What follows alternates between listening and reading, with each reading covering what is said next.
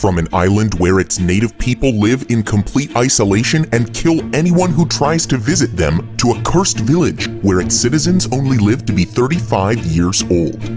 And from super rare halos that appear in the middle of Greenland to the most remote piece of land on the entire planet, here are the most isolated places on Earth. What if I told you that there was a country that has never recorded a single case of COVID-19? This place is Nauru, which is the smallest republic in the world.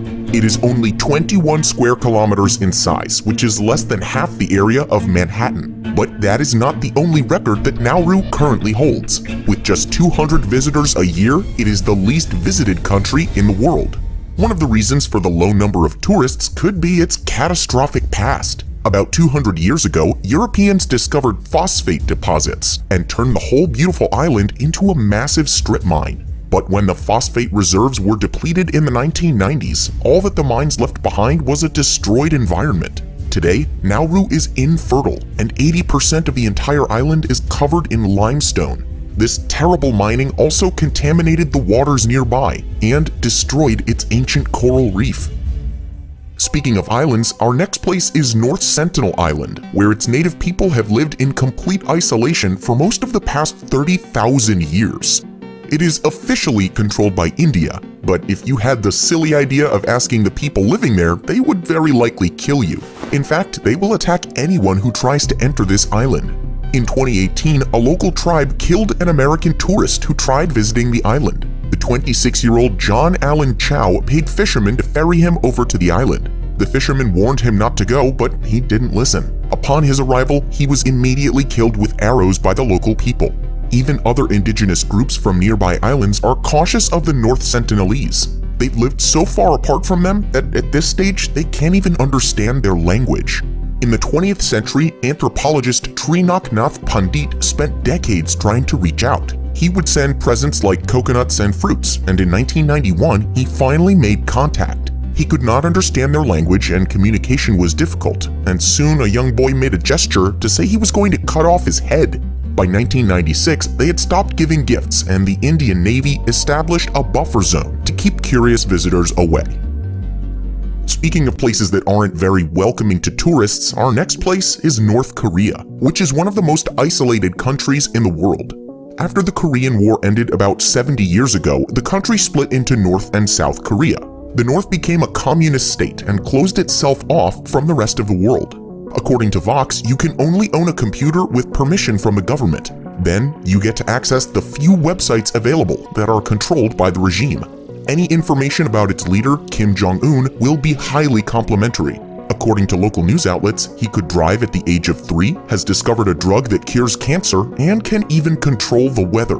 The country has a wealthy elite class and a functioning middle class, but most of the people in North Korea are poor and struggle for basic supplies. In 2020, Sky News reported that North Korea had ordered its citizens to give up their pets, which were to be used as meat due to food shortages. International travel is very limited, and anyone who visits is under strict supervision. Those with the US and South Korean passports are normally not allowed in, as North Korea sees these countries as their enemies. Most tourists come from China, a country that is a key ally to the North Koreans. North Koreans cannot freely travel around the country, never mind travel to a different country. Since the Korean War ended, it's estimated that around 300,000 have somehow managed to escape. But if you're caught, you could be sent to a prison camp or even killed. Worst of all, if you do escape, the government will come for your family members and send them to the prison camp. So most people are trapped in this politically isolated place with little or no contact with the outside world. From North Korea to North Africa, Siwa in Egypt is one of the most remote oases in the world. Although part of Egypt, the region has its own language and culture. It is a place that you can visit, but it's very difficult to reach. To get to Siwa, you have to take a bus from Cairo, which takes roughly 9 to 12 hours, traveling through bumpy and remote terrain. However, in recent years, more and more people are trying to reach this isolated oasis, as it received a massive tourist boost from being shared on Instagram. The oasis's pools contain so much salt that the water is extremely clear, and you don't need to move a muscle to float. Images from Instagram make it look like you're floating on air. So far, we've only visited places that have a tropical or warm climate. But what about the north? Welcome to Itakortamit in Greenland. This place is so isolated that its guest house has been dubbed the most remote hotel on Earth. There are no cars and no phone signals. It's about as remote as the average tourist can get. Greenland is a country with the lowest population per square kilometer anywhere in the world. Its average population is literally 0.0 people per square kilometer, and the majority of the 57,000 citizens live in its capital, Nuuk.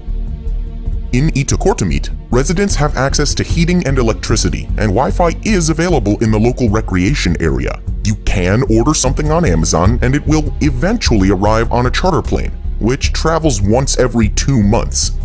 But if you want to get even further north, you can go to Alert in Canada. It is the northernmost continuously inhabited place in the world.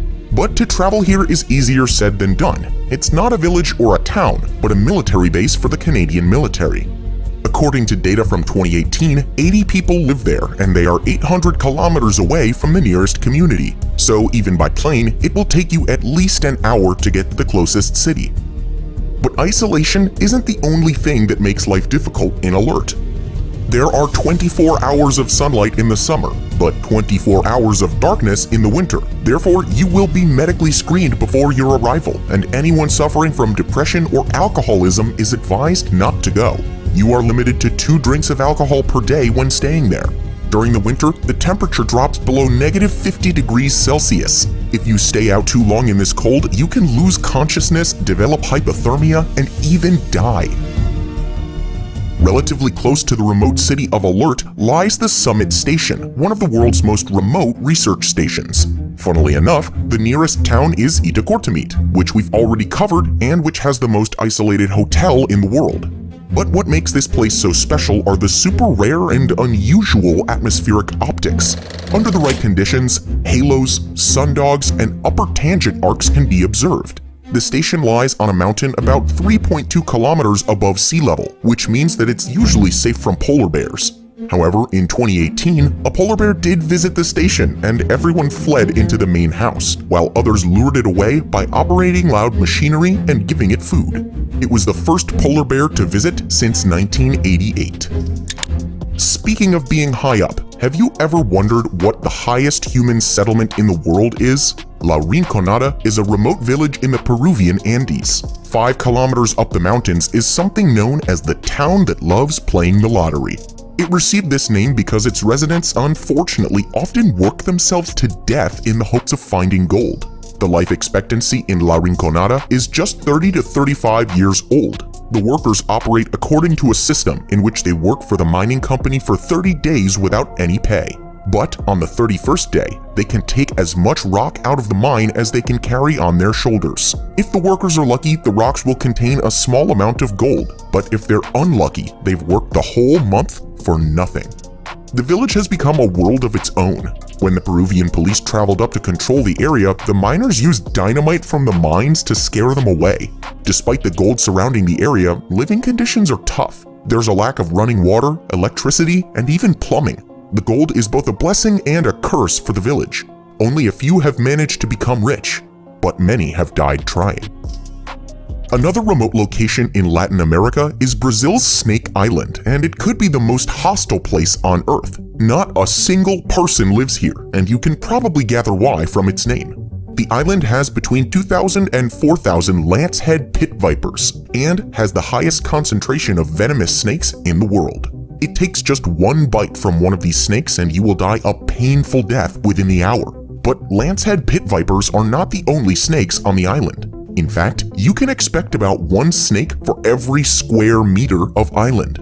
There are local legends about the island. One involved a local fisherman who went onto the island to get bananas and was soon found dead on his boat in a pool of blood. There's also the story of the lighthouse keeper on the island who left the window open one night and he and his entire family were killed by a group of snakes.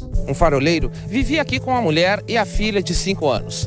Os dois morreram. Não havia nem tempo e nem barco para levá-los ao continente. It's a place you wouldn't wish your worst enemy accidentally visited. The island became a snake island naturally. Sea levels rose after the end of the last ice age and the island was isolated from the rest of the land. The snakes on this island then had less ground-level animals to prey upon and started preying upon birds. Over time, the snakes evolved and became more venomous. Their venom needs to work fast, or else the birds can just fly away. Today, they are 3 to 5 times more venomous than the snakes found in mainland Brazil. If you're crazy enough to visit this island, you need special clearance. The only people who visit the island are scientists who extract venom from the snakes. The venom can be used then to develop medicine to potentially cure diseases. If you venture further across the Atlantic Ocean, you'll find Tristan da Cunha. It's been dubbed the world's most remote inhabited island group in the world, and unlike most of the remote islands we've mentioned earlier, there is no airport. To get to Tristan da Cunha, you'll need to get on a ship from Cape Town. Not only that, you'll need to get the island's permission to travel too. This is a 2,810-kilometer trip and will take about 6 days. Life has been very peaceful on this island, except in 1961, when the entire island had to be evacuated due to a volcano eruption. The island is a British territory, so the islanders were brought over to England. After a few years, the islanders got homesick and simply moved back when it was safe to do so. But besides its volcano, this beautiful island does have another downside. If you want to order something from Amazon, it'll take 4 months to arrive. If that's not far enough away from humanity for you, you should try to get to Bouvet Island. It's the most remote, uninhabited island in the world, and it is the furthest from any other land on Earth. Getting there is extremely difficult. There are no airports nearby, and there's not even a harbor on the island. It's technically a nature reserve, so you're not allowed to visit, but it's unlikely that there will be anyone there to forbid you from entering. The seas are rough, and most of the island is covered in ice, so it's incredibly difficult to travel by boat too. What has been done in the past is to sail near the island and launch a helicopter from the boat onto the land. Only scientists and researchers ever visit the island. In the 1970s, the Norwegian government declared Bouvet Island a nature reserve. Not a single human lives there, and the place receives barely any visitors, so this is probably the most isolated piece of land you could find on Earth. But if the most isolated piece of land is still not far enough away from humanity for you, you could go one final step further. The most remote place on the Earth is Point Nemo.